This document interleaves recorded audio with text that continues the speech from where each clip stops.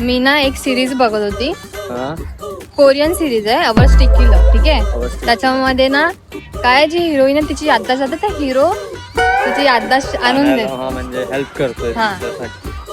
तर माझा प्रश्न हा आहे, हा. जर माझी याददाश्त गेली तर तू काय करशील? मी काय करणार? मी तुझी मदत करणार आहे अभ्यास परत आणायला ना. कसं काय करशील?